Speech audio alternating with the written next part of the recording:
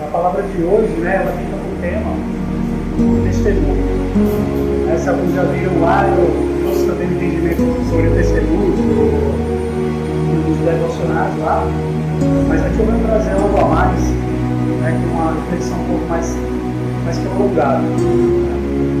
A Bíblia, quando ela quer falar sobre testemunho, ela nos fala tanto de um relato do que aconteceu em nossas vidas, como também do nosso caráter, do nosso comportamento. Então a gente sempre vai ouvir, fulano, ele foi lá na igreja e deu o seu testemunho. Ou então a gente pode ouvir também falar, o cristão deve se preocupar com um bom testemunho, ou seja, dar um bom testemunho. Testemunho então é um relato, uma história, seja do que você está falando, do que Jesus fez na sua vida, do que Deus operou na sua vida, o milagre que aconteceu, ou a sua história que está sendo contada por meio de gestos, expressões ou falas por você mesmo ou outras pessoas que estão falando sobre você. E é de grande importância a gente entender para que serve o testemunho. O evangelismo ali na igreja primitiva, a primeira mensagem que os discípulos traziam era o testemunho de Cristo. Era falar das boas novas, era falar porque Cristo nasceu, viveu e morreu por nós. Essa era a primeira mensagem do evangelismo primitivo. A segunda mensagem era uma chamada ao arrependimento. Muitas vezes a gente se perde no momento de evangelizar, porque a gente tenta criar, tenta entender, trazer um novo significado para o que é evangelizar. Mas o evangelismo básico é isso. É trazer o testemunho de Cristo, é falar por que ele veio, o que ele fez nas nossas vidas, relatar isso para as pessoas, e também chamá-las ao mesmo tempo ao arrependimento. Porque a gente também não pode levar só ao entendimento de que Jesus morreu por você, está não, ainda tem uma parte, então é você ali que você deve permanecer no dia da lamparina sempre abastecida. E alguns momentos da Bíblia traz assim os relatos, de testemunho, e a gente começa a entender melhor o que é isso. A gente vai começar a primeira etapa explicando ali, mostrando versículos que falam sobre o testemunho do que Jesus fez. Depois a gente vai falar sobre o bom testemunho, o mau testemunho. Marcos 5, versículos 18 a 20.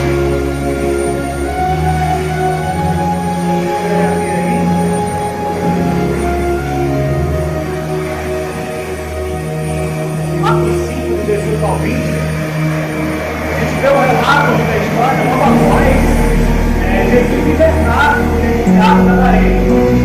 Muitos sabem lá que ele expulsou, estava libertado aos olhos. E ali, no versículo 18, fala assim: quando Jesus estava entrando no barco, o homem que estivera endemoniado suplicava-lhe que o deixasse ir com ele. Jesus não permitiu, mas disse: vá para casa, para sua família, e anuncie-lhes quanto o Senhor fez por você, e teve misericórdia de você. Então aquele homem se foi e começou a anunciar em Decápolis quanto Jesus tinha feito por ele. Todos ficaram admirados. Daí a narrativa nos traz assim que as pessoas, após esse testemunho, acreditavam, buscavam a Jesus, escutavam mais de Jesus, e ali elas tinham certeza de que ele veio como nosso Salvador. Jesus aqui ele não deixou que aquele indivíduo o seguisse. Ele tinha outro propósito, outro papel. Seguir Jesus ali seria de outra forma, não literal, mas seguir de obedecer às suas ordens. Então aqui exatamente Jesus falando, não faça isso não. Falar, ensina a sua família, ensina a sua cidade. Por quê? As pessoas daquela família, as pessoas daquela cidade, elas viam a história daquele rapaz endemoniado. Era a narrativa que é atualizada, mas não conseguia segurar totalmente a cidade. Então assim, ele é conhecido naquela localidade. O testemunho dele é importante. As boas novas, chegarem até aquelas pessoas. Jesus ele tinha um poder acessível. E muitas vezes ele delegava essa função para aqueles que eram muito atrasados. O testemunho é uma coisa que tem esse poder. Uma uma onda, né? Que partiu. Aconteceu um testemunho na sua vida. Isso vai, é uma onda que vai gerando mais ondas ao redor, ao seu redor. E você é um dos responsáveis por fazer com que essa onda flua. Ou você vai segurar aquilo lá, a história para você, e vai deixar ninguém se impactar por isso. Ou então você vai deixar isso fluir, isso cresce, isso não no bom sentido. Né? Um abalo regional, algo no bom sentido, que vai mudar a vida de uma pessoa, vai mudar a vida das gerações por vir após ela, vai mudar a vida da família dela, e dar uma qualidade de vida. Então essa é uma forma muito importante para que a gente deixou para esse tipo de diálogo. Talvez ele tivesse uma importância e não fazendo parte do Estado só para ela estar talvez se ela aproveitasse ela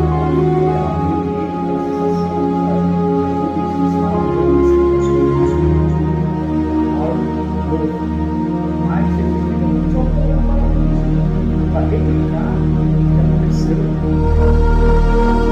Falar para você muito claro a vocês, os outros de você, como ter olha de você, Deus não deixar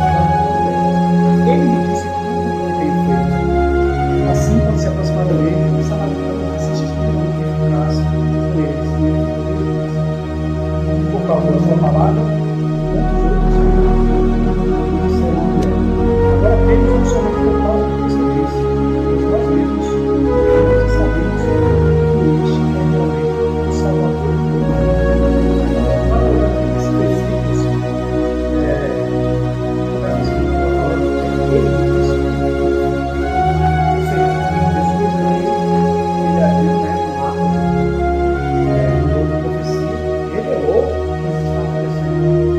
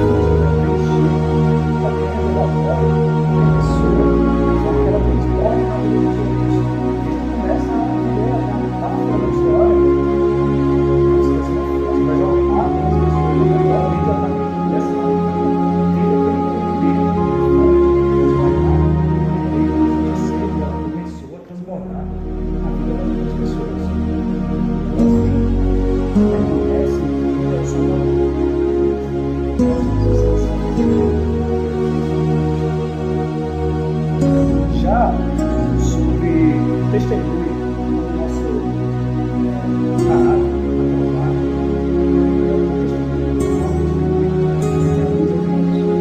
Primeiro Timóteo 4, versículo 12, há um conselho de Paulo falando assim: ninguém despreze pelo fato de você ser jovem, mas seja um exemplo para os fiéis na palavra, no procedimento, no amor, na fé e na pureza. Paulo estava enviando uma carta diretamente ao pastor, o jovem pastor. Uma das primeiras coisas ali que precisa ser mostrado pelo pastor é um exemplo. Já que ele vai estar criando ovelhas, ele vai precisar levá-las para um lugar seguro, para um lugar onde há tranquilidade, onde há uma sede seja saciada, uma fome que seja extinta. Então ele precisa conhecer esse mundo, ele precisa estar criando. Não tem como a gente criar uma pessoa no caminho que ele foi. Então Paulo está chamando aqui para conhecer esse mundo, se posicionar corretamente, para ser um exemplo para os outros. Tenho certeza que muitos de nós conhecemos pessoas, ou até mais vezes, já nos temos, que nós comportamento dos outros dentro da igreja, que nos torna ser um exemplo. Nós já vimos eles se levantarem da forma errada, se levantarem, eles não foram levantados por Deus, eles se levantaram. E aí, vão fazendo a cabeça de muitos crentes, muitas pessoas, só que vão guiando essas pessoas para lutar. É um cego guiando outro cego. E assim, eu não preciso sobre isso. Deus não se esquece. Deus poderá. Deus ele pode até tolerar essas coisas. A ceifa ela pode tolerar. Ele ela pode tolerar. Mas que alguém se levante, seja líder, se ele está dando um exemplo ali, uma hora vai se cuidar. Cuidado com o valente, cuidado ali, às vezes uma unção, mas aquela pessoa não soube cuidar. Entendeu? Colocou outras pessoas que serão cuidadas. Quem será cuidado? A gente tem muitos exemplos. Isso aí, infelizmente, assim, tem 4 milhões de crentes no Brasil estão desigrejados. 30% deles têm feridas. Essas feridas, muitas vezes, elas vêm por maus exemplos de líderes, maus exemplos de pastores, de diáconos, dependendo aí da denominação, pessoas que não deram um bom exemplo, que estão, na verdade, disseminando, às vezes, um falso evangelho. Estão querendo criar um efeito de cadeia, que eu falei, só que uma semente ruim. Elas aprenderam errado e estão explicando de uma forma errada. Eu sei que cada um de nós tem os seus defeitos, suas características, sua história. Mas a gente é sempre chamado, como Paulo faz aqui a Timóteo, a sempre observar o nosso comportamento, a sempre melhorar, apesar das nossas falhas, apesar dos nossos defeitos. A gente sempre tem que olhar para o nosso caráter. Muitas vezes eu não vou entender o seu comportamento, não vou entender o seu comportamento. Muitas vezes eu não vou entender o caráter, a história de cada um. A mesma coisa que vocês não vão entender de mim. Mas a gente é sempre chamado a buscar aquele ideal da perfeição. Pode não ser alcançado, mas a gente tem que sempre estar nessa busca. Porque o nosso testemunho importa. Nós somos semeadores, não só da palavra. Quando a parábola do semeador ela vem, Jesus explica e fala que é a palavra de Deus, é semeada. Mas da mesma forma que você está semeando a palavra, você está semeando o testemunho. O nosso testemunho, quando se fosse cunhado, sementes colocadas nas nossas mãos. E a gente sai a semear. Você vai reter isso e não vai frutificar. Você vai semear com sabedoria. Ele pode sair também falando de qualquer forma, de qualquer jeito, e às vezes é jogar diretamente essa semente na beira da estrada. Muitas vezes o terreno você vê que é uma beira da estrada, vai ser roubado, vai ser sabedoria.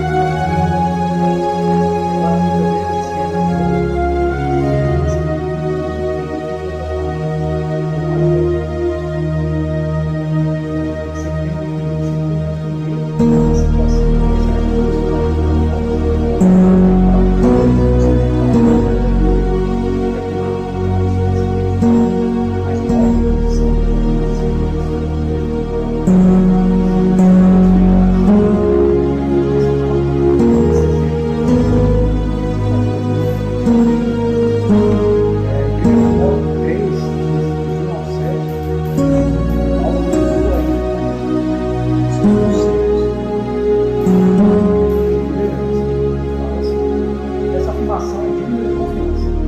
Se alguém deseja ser visto, deseja uma nobre função, é necessário, pois, que o discípulo seja irrepreensível. Marido de uma só mulher, sóbrio, prudente, respeitável, hospitaleiro e apto. Não deve ser apegado ao filho, nem violento, mas sim amável, pacífico e não apegado ao filho. Ele deve governar bem sua própria família, tendo os filhos sujeitos a ele com toda a dignidade. Pois, se alguém não sabe governar sua própria família, como poderá cuidar da igreja? Não pode ser assim convertido, para que não se submeteça e caia na mesma condenação em que caiu o diabo. Também deve ter boa reputação perante os de fora, para que não caia no descrédito, nem na cilada do diabo. Então, Paulo aqui, ele alerta, isso aqui é uma cartilha.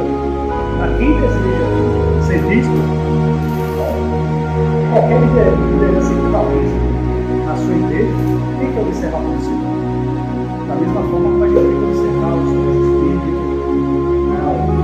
tudo ali. Se quiser chegar nesse ponto, se esses passos, ficar de olho nisso, irrepreensível, ou seja, o comportamento não falar mal daquela pessoa. Também deve ter boa reputação perante os de fora, para que não caia no descrédito, ou seja, nosso exemplo de reputação aqui não é crente. E aqui a gente traz o exemplo de Paulo, quando repreende, ele vai dar a justificar na alma. Paulo dizendo que ele está com gente, está misturado ali, aquele pessoal, e Pedro, quando observa, chegou alguém, de Tiago, ele sai de perto do que estava naquele meio ali. Isso aqui não significa que a gente não vai estar imputado com quem é gentil ou ímpio que está fora da igreja. Tá? Você tem que ter muita atenção. Muitas vezes a gente deixa contato com as pessoas de fora e deixa de realizar isso. O que aconteceu com essa situação? Paulo aqui, teve segmento de Pedro mudou o comportamento dele, ele foi policial. Ou seja, Pedro ele não estava ali para evangelizar. Ele não estava ali para se aproximar das pessoas de forma a fazer o mal dele. Ele estava sentindo, ele estava se perdendo. Então, assim, quando Jesus quer lavar os pés dos discípulos e Pedro não entende aquilo lá, quer que ele lave de novo, ele está mostrando que ele vai lavar.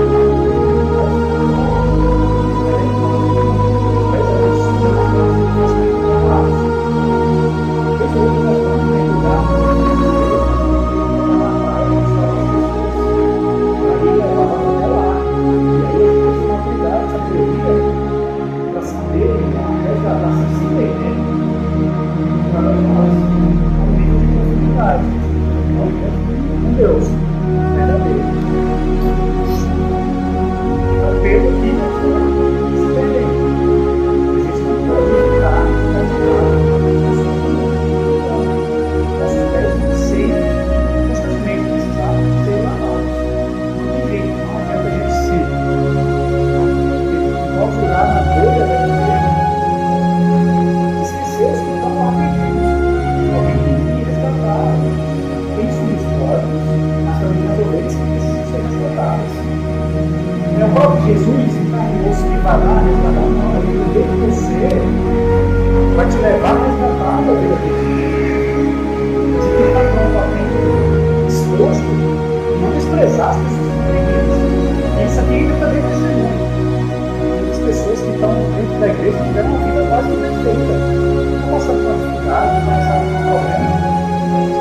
E juntos de fora, pessoas que passaram que tiveram a potencial de pai e mãe, que tiveram problemas com drogas, que tiveram problemas de saúde, que se divorciaram, e olha com desprezo para essas pessoas. E acha que ela não merece mais do que ele. Aqui cresce, tudo bem, você tem um bom testemunho.